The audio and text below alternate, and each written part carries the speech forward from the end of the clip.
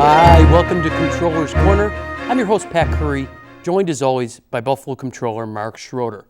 Our top story today, the Comptroller has issued a report on the mayor's recommended budget that warns against the use of nearly $28 million in reserves. That number could increase, however, considering the uncertainty surrounding $15 million worth of revenue sources. Now, Mark, it seems that this budget was prepared envisioning a best-case scenario unfolding. But as you know from years in government, that's not always the case in real life. Yeah, no doubt about it, Patrick. And so we have a responsibility in the Comptroller's office to look at the mayor's budget. We also are required by the charter to respond in writing, which we have done. And so you're absolutely right. Many times, the Commissioner of Finance and other officials within the administration, the mayor's office, they project certain things. And then what we like to do is we like to really take a look at it. And so we've identified those different things that we do feel are questionable, as you mentioned, $15 million in several different categories. And as you know, we have certified public accountants all over the place now. Right. We have one in particular who helps us monitor such things. And so we will be monitoring this separately and also what is called a gap report. So we every quarter we respond to the Commissioner of Finance. They do a quarterly report in seeing how they're doing against their projections. And then we respond. And so usually after the first quarter, there's not much to see. But by mid-year, it's pretty clear to us to whether or not they need to go to a plan B, and we're not shy. So we will tell them, and we've told them in the beginning, we think these numbers are questionable, but we will give it time, and then at a certain moment, we will then let them know. And we won't do it in a way like, we told you so.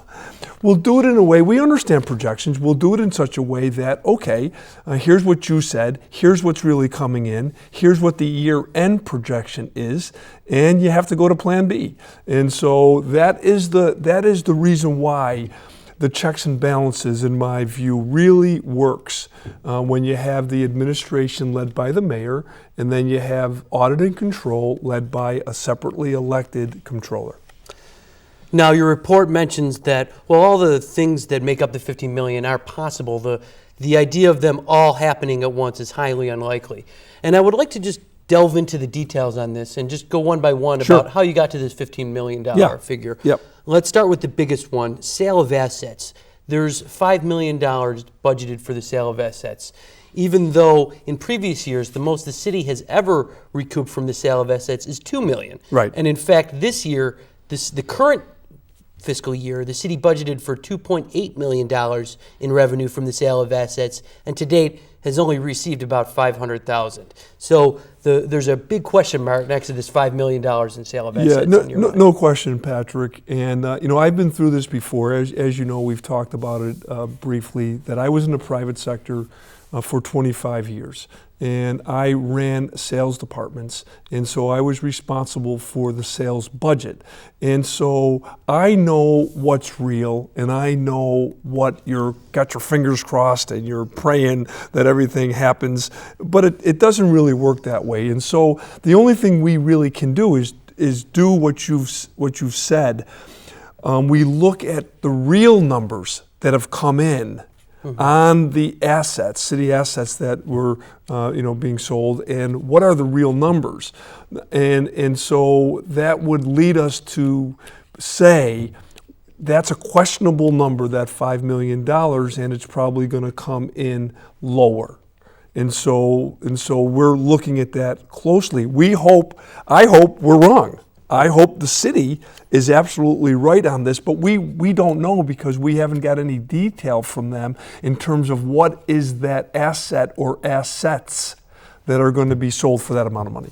And you requested some more information on this, and you were looking for addresses, and you didn't really receive that information. It was just vague descriptions. Right. Of school. We ask, and sometimes we receive, and most times we don't. It happens. It happens between controllers and mayors and controllers and governors. It happens. Right. People are busy, and they're focused on what they're focused on. So I'm not criticizing. I'm just saying we have no way to. This is the only thing we can do to protect the citizens in the city, and to be able to have real conversations with the administration as the fiscal year goes on.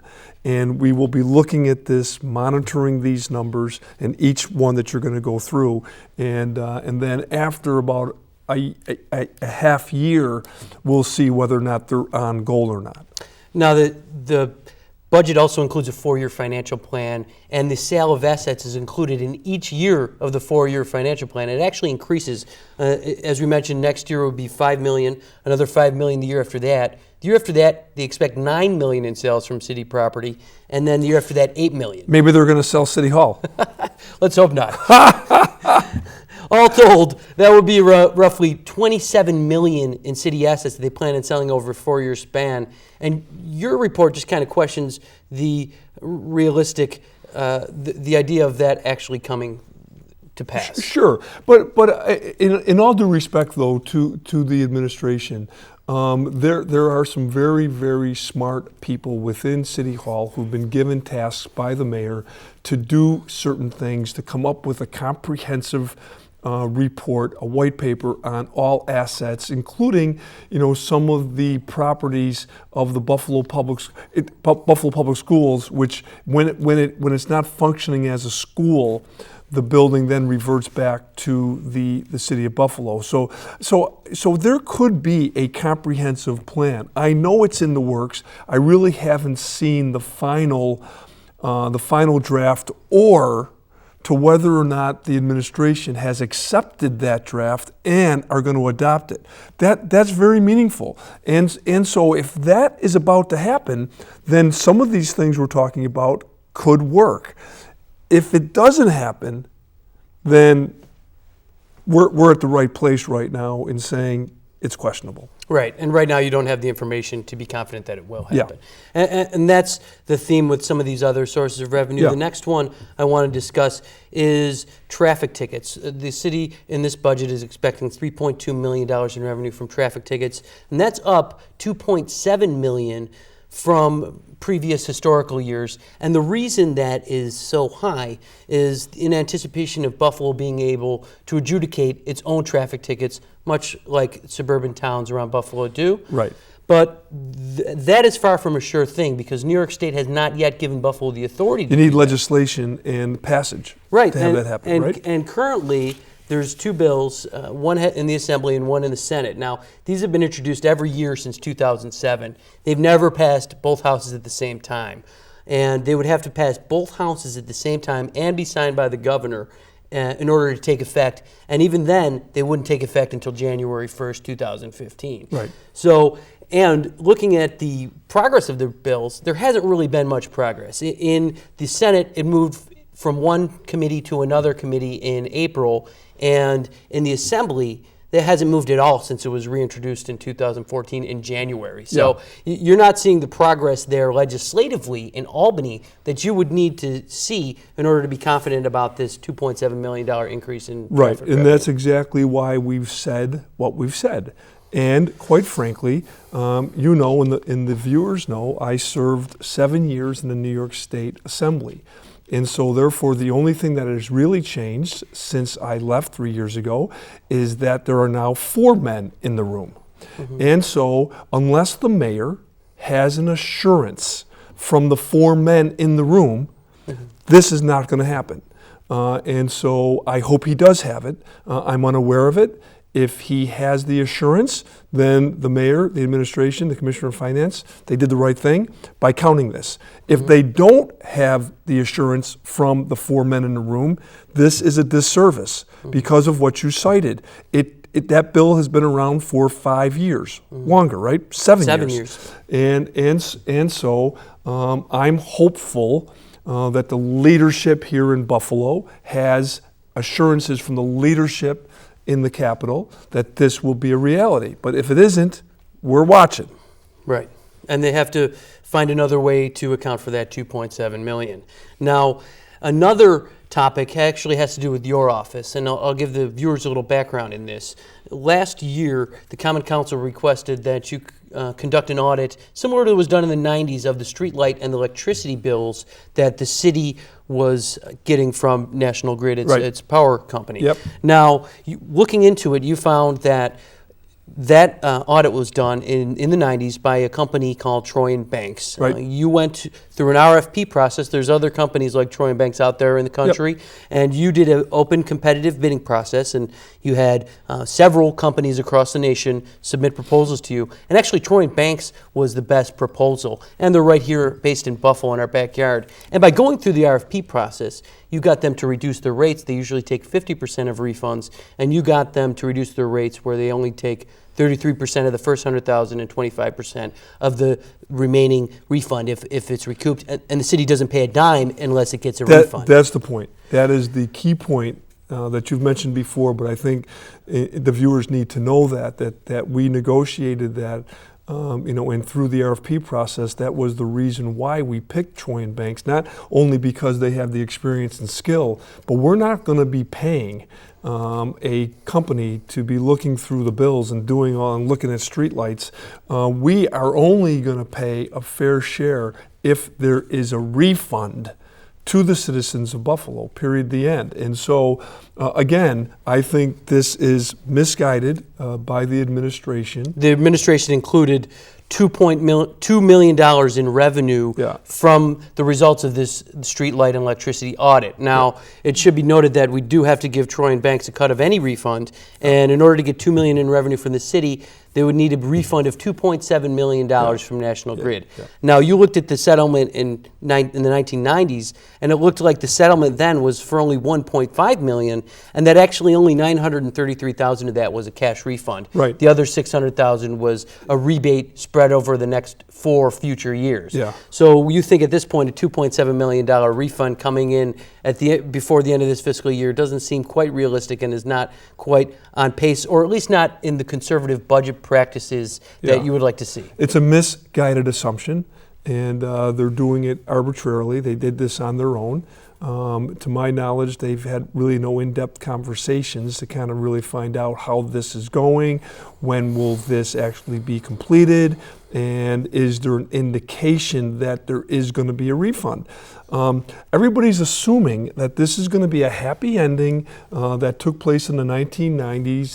There was a very aggressive councilman, Al Capola, who decided that this should be looked at. He was right. And so there was a modest refund under what they're projecting in a budget year. And so I think it's an assumption that's dangerous. And you're right, Patrick. These things have real implications in that the city then is going to have to come up with a plan B. So on all of these different entities and different things you're talking about, if they don't come up with that total amount of $15 million, they have to come up with a plan B. And they have a very short period of time to do it. Right. Unfortunately, it looks like the Plan D will be taking even more reserves from the fund balance, which at this point is dwindling. Yeah. We'll talk more about that after the break, Mark, but we just got to take a brief break, and we'll talk more about the budget response when we get back. Okay, great. Stay tuned for more Comptroller's Corner. Are you unemployed, underemployed, or do you need to improve your job skills? Then the Buffalo Employment and Training Center is here for you. The Buffalo Employment and Training Center is your one-stop employment shop. Whether you need help with your search, access to information, seminars, or training, our expert and caring staff is here for you. And the best part is, all of our services are free. The Buffalo Employment and Training Center is conveniently located at 77 Goodell Street in downtown Buffalo with plenty of free parking. For more information, call 856-JOBS or visit us on the web at www.workforcebuffalo.org.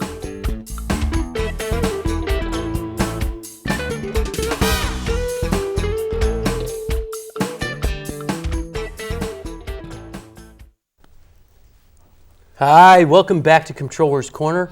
We've been discussing the Comptroller's budget report, and the uncertainty surrounding $15 million in revenue. Now, Mark, we talked about the traffic tickets, the sale of assets, and the streetlight analysis, all questionable revenues. But there's also an increase in permit fee revenue. You're seeing that double, up from roughly $1 million to $2.2 million. We just haven't seen the evidence to see that that revenue is actually going to come. In fact, the new fees, the level of the new fees hasn't even been approved by the Common Council as of this time. Right. Yeah. And so again, these are assumptions. We're hoping that they're right, but we're watching it very, very closely. And quite frankly, we did the right thing by pointing this out in our report, and then we invite ourselves really to the different committee meetings of the Common Council, and we kind of air it out a little bit so that the Common Council members who are extremely busy, especially doing things within their district to help the people that they have been elected to help and support, but we feel it's our duty to give them some insight onto these types of things, and they are very attentive and they listen to what we have to say. And so we're going to continue to monitor this and hope that the administration is right, but in case they're not, the administration and the council will then have to go to a plan B.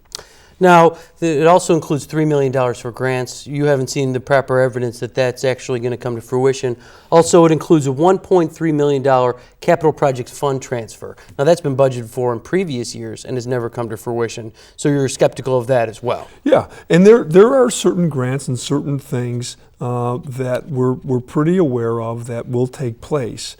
But we like to ask the question, when will it come in, so that we know that there's a reimbursement, so that if there's an inter-fund loan or something of that nature, we always want to be aware and alert to when this grant money is coming into the city. And so we're also looking very closely at that. Now, you were also looking at the four-year financial plan, and you noticed there were some significant increases in state aid accounted for in that plan, ranging from 2 to 5%, or 3.2 to $8.1 million. Now, considering that state aid has been flat in recent years, you think that might be a risky assumption that state aid might go up that high in those 4 years? Patrick, it's totally risky. But again, if the mayor has assurances from the governor and the Department of Budget and the legislature that there is going to be an increase, then this is sound. If they don't, it's dangerous. This year, the Buffalo Public Schools had a very dangerous gap, but the state came through for about $38 million or so and kind of erased that problem. So the school district probably had a conversation with the governor and with the governor's office, and probably knew that this was coming through. On something like this on the city side, I don't know if that conversation has taken place. I hope it has. Now, mentioning the four-year plan, your report also mentioned the lack of detail in that four-year plan makes it difficult to really estimate how accurate those assumptions are. Yeah. And you would like next year, perhaps, the budget four-year plan be more detailed so that you can take a harder look and be more confident in your estimate of how the city will be doing financially. Sure, but I do understand it. I get it. And having been in the private sector for a long time, we would be responsible for not only the budget for the period of time coming up when the new year starts, but we also were responsible to have a four-year plan or a five-year plan. And so therefore, most of the work is done within the budget year coming up. That's where the resources are. But it really should be a sound four-year plan out that actually ties in, and there should only be minor adjustments, not major adjustments. If you look at the four-year plan that was submitted to us last year, and we are in the process of formally monitoring it, but I've looked at it, and I would say there are major changes in it. And so I think that's bad form. I think you should stay as consistent as you can to your four-year plan. Things happen, things change, get it. But I think we have to do the city needs to do a better job on the four-year plan. Now, we talked about the uncertain revenues, $15 million. If they don't all come to fruition, that means that the city would need even more than it's budgeting for in reserves to close the budget gap. And already the amount that's budgeted for to close that budget gap is unprecedented. Yeah. We're looking at $27.5 million in this next fiscal year in order to close this gap. And although the city has used fund balance in the past, this to the degree that this coming year, is the most that they've ever used, and they plan on doing it the year after that. We got a chart up here for the viewers at home to look at. And you were very concerned when they were using fund balance in previous years, but it wasn't quite to the level of this. In 10-11, there's 12.8 used fund balance, 16.3 in 11-12. In 12-13, they budgeted for the use of $15.6 million. Because of settling the fire contract and some casino revenues, they didn't need to use that, so they didn't use any fund balance that year. But this current year, they estimate to use $18.6 million in fund balance, and then budgeted for the $27 million unprecedented in fund balance for 14-15. And it even continues the next fiscal year, 2015-16, it looks like $25.2 million of fund balance will be used.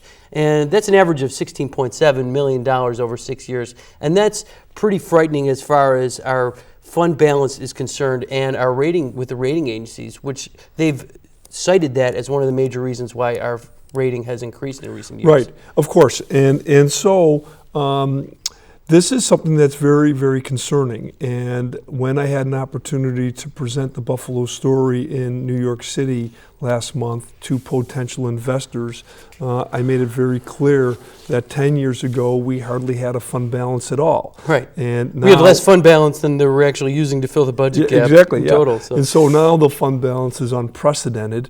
And so, though, there's some concerns with it. And so there are certain things that could take place over the next 4 years that could avert running out of fund balance. Also, Patrick, in the general fund, which we have now approximately $166 million, we've made it clear, and the rating agencies have made it clear to us, that if it gets below 100 million, it is concerning to them. Our projections show that we're heading that way.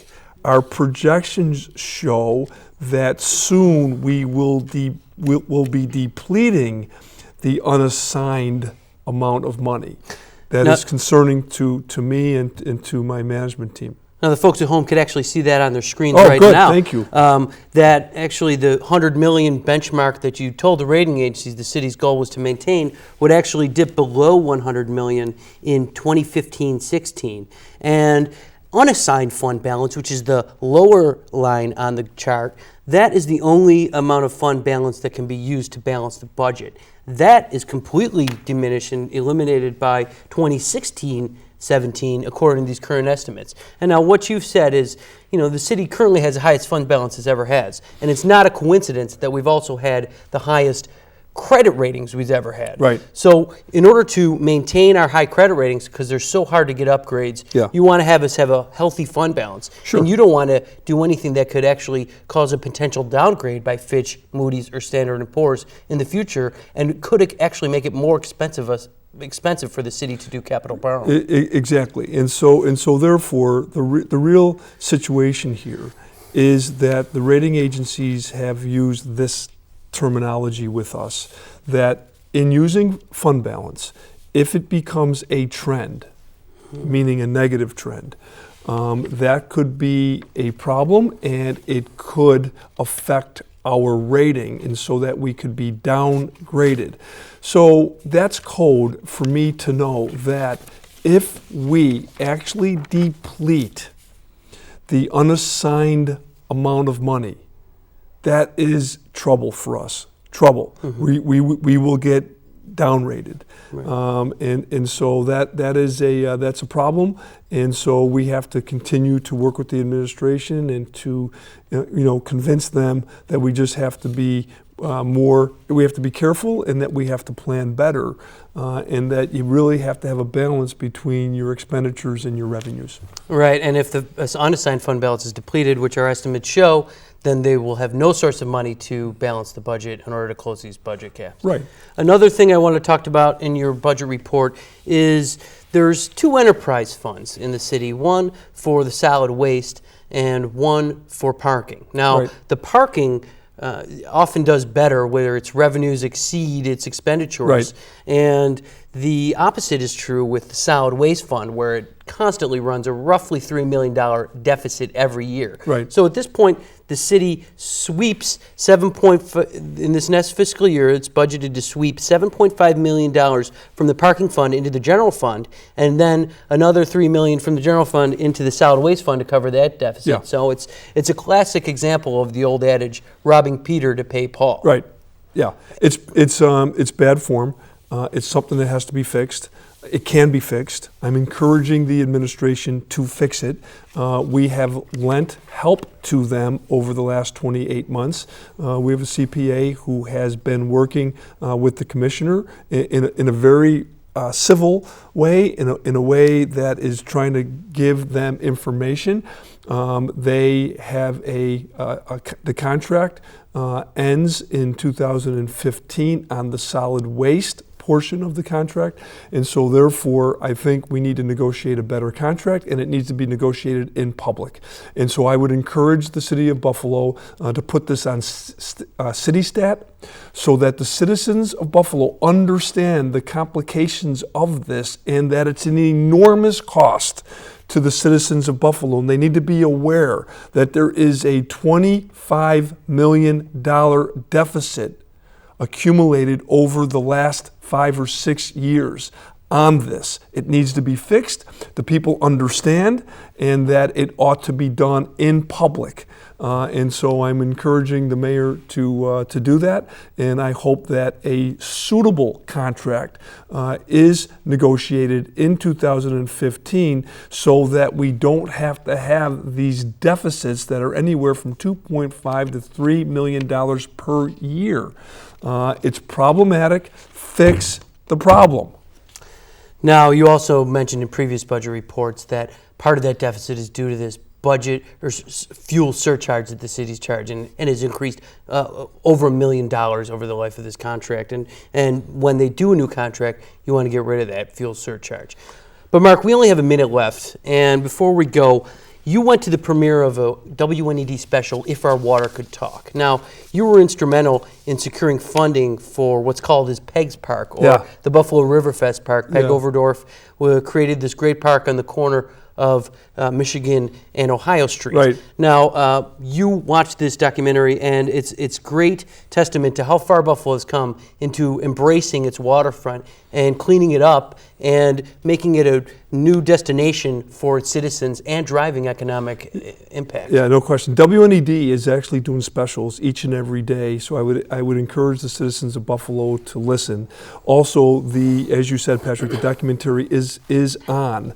And around the nation it's on. And I went to the premiere where they honored, appropriately so, Congressman Brian Higgins. And so it's going to be an incredible documentary, and I hope everybody's able to watch it. Well, Mark, that's all the time we have on this month's Comptroller Corner. Thanks for joining us. And thanks for joining us at home. Please check out the City Buffalo Comptroller website at city-buffalo.com/comptroller. And don't forget to check out our YouTube channel, our Facebook page, and our Twitter handle. On behalf of Mark Schroeder, this is Pat Curry signing off. We'll see you next time on Comptroller's Corner.